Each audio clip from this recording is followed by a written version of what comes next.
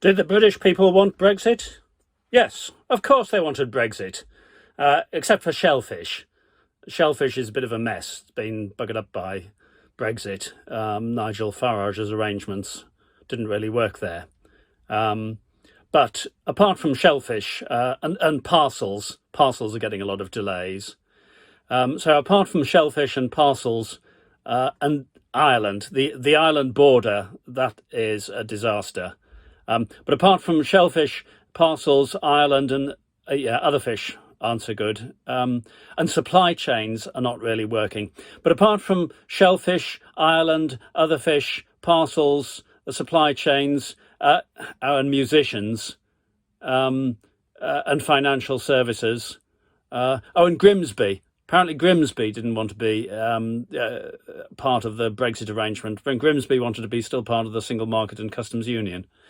But Brexit's fine, apart from shellfish, parcels, the Irish border, supply chains, other fish, musicians, financial services and Grimsby.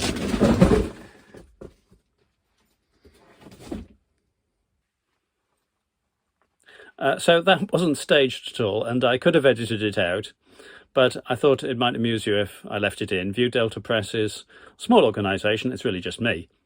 So very much with DIY mechanisms. This is a banner that I was at Westminster with Mr. Stop Brexit, Steve Bray, when we were able to. I'll get to that. So with the EU, really, it would be fine if we could just align on shellfish, parcels, Ireland, other fish, supply chains, musicians, financial services. Look, why don't we just rejoin? I see that David Frost has been appointed as the chief person in charge of relationships with the EU.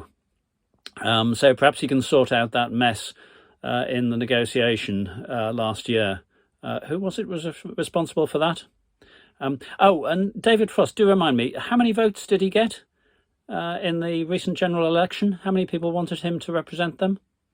Anyway, I'm sure he'll be tireless in his work to free us from the clutches of unelected bureaucrats. So, good for David. So, why the banner? In June 2016, I wrote a song called Brexitian Fantasy, was shared hundreds of times on social media, takeoff of Bohemian Rhapsody. And by the time I found I'd got a book full of those things, I called it Brexit's a Trick, Not a Treat. If you hope for a Brexit that's sweet as a cake you can have and can eat, do you now realise the extent of the lies and that Brexit's a trick, not a treat? We may only be discovering that now. This finished with David Cameron's I Dreamed a Dream, and so, of course, I went on to write an entire Brexit musical, Brexit's a musical trick, based on using every major tune from Les Miserables. So we start with Boris Valboris debating whether to lie or not, because the fate of hundreds of people depends on that. Well, he makes his decision, and the Tories then, at the end of the day, they have need of a leader. They bring in Terraline. She's accused by Rees-Mogg. What have we here, oh you closet Remainer? How much longer can they cope with this woman? One day more at Chequers, they decide. But eventually a mute and lifeless Val Boris is brought in as the new leader. Parliament is emptied. Empty houses, empty benches is the song. But a wise lady sporting a spider appears to tackle the lie. And right at the end, I'm giving you the plot line here, but Val Boris and Cunnings reflect that failure doesn't matter in the past.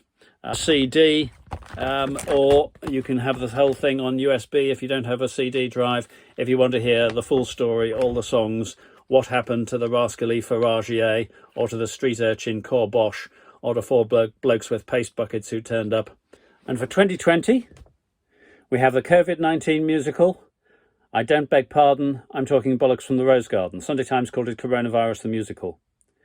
Now, we've got the title track, of course, many others in Act 2 Expedition about that particular Barnard Castle trip. Stand By Your Dom, The Ballad of Dom and Bojo, The Extra Homes of Durham. But we've got 5 acts altogether. Act 1, Preparation. Boris has got a little list. Stay in your house or flat. That's a Men in Black parody. Act 2, Expedition. Act 3, Prevention. And we have serious stuff like Man Up, Mask Up, Protect Another Life. It's a Bob Marley parody. to make a serious message. Act 4 is distraction. That's where the B word comes in. Onward Brexit, no dealers. I'm just a girl who can't say go. And Portaloo Brexit. And Act 5, variously called Reflection, Congestion, Reward of the Undeserving, includes Kent Convoy, finishes up with the Public Inquiry Nightmare. And we've got Leon Berger, Zena Wigram singing in that again, and a host of other singers. Oh, we have the Archers comment. So we have COVID and Brexit song to the tune of the Archers theme tune. So you can get the lyrics here. You can listen to it on CD. And if you don't have a CD drive, we have it on USB as well. Now, all the profits from all of this stuff go to coronavirus charities. Originally with the first book I said 50%, I've just said now the whole thing. So I don't take any earnings from this at all. And at present they're going to the Disasters Emergency Committee, who've got an appeal in Yemen for coronavirus support. And, you know, really the whole world needs to be well if we want to be well. So that's a good cause. I've worked on DEC projects in Kenya, Ethiopia, in Nepal for earthquake rebuilding after the earthquake, in Sierra Leone for Ebola eradication and recovery. I know that DEC insists on rigorous standards, value for money, that the money's spent well. What's a great shame is that all that knowledge about how to deal well in an emergency and ensure value for money that is there in DFID, for example, and was mostly working on DFID work in Sierra Leone, all that knowledge was available to the UK government and they ignored it. And they didn't apply that rigour in the UK. So it's applied in every country except one. So that is a great shame. But your money, if you buy this stuff, the profits from that will be spent well through Disasters Emergency Committee. You have to buy the stuff for there to be any profits. But if you do, those profits, that money will be used well by the Disasters Emergency Committee, as I say. And listen to this stuff yourself. Enjoy the songs. But give it to your friends as well. People who may be like-minded, who would enjoy the satire in the same way as you would.